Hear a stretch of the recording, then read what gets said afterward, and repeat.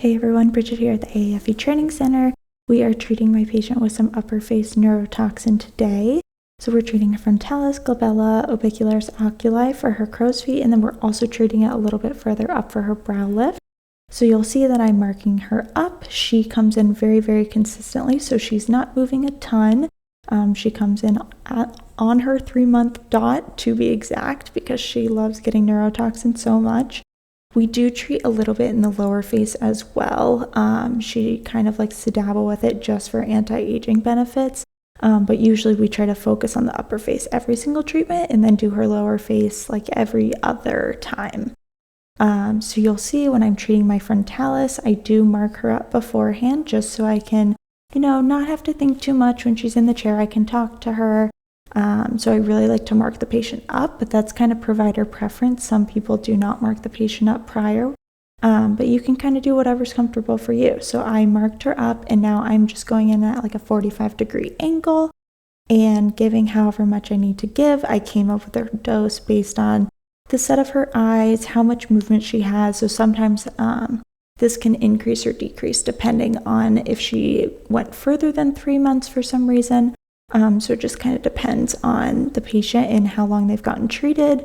So she kind of gets the same dose over and over just because that's what lasts her 3 months, and that's her perfect amount of, still being frozen but also feeling natural and not feeling too heavy. One really important point is if you treat the frontalis, you always have to treat your glabella, meaning your procerus and corrugators, because if not, the frontalis is the only elevator of the brow. So when you treat it with neurotoxin, you are automatically going to drop her brow if you don't treat her glabella. I also love treating the crow's feet because it does the same as the glabella. So when you treat it, it's going to help elevate and open the eyes and give her more of a medial lift. Crow's feet is what gives that foxtail or more of an arched brow lift. But really what's going to help her medial brows lift up is treating her glabella.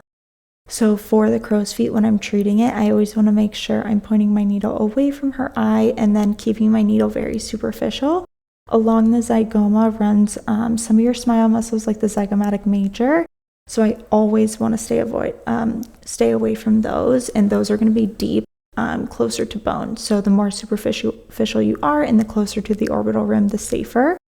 And then when we're treating a brow lift, kind of the same idea, very, very superficial. I want to see some blanching just because my frontalis sits right underneath. And if I hit her frontalis in this region, then she'll definitely get a dropped brow, which me and my patient do not want. So just making sure those few things when I'm injecting a patient that is returning from her previous neurotoxin.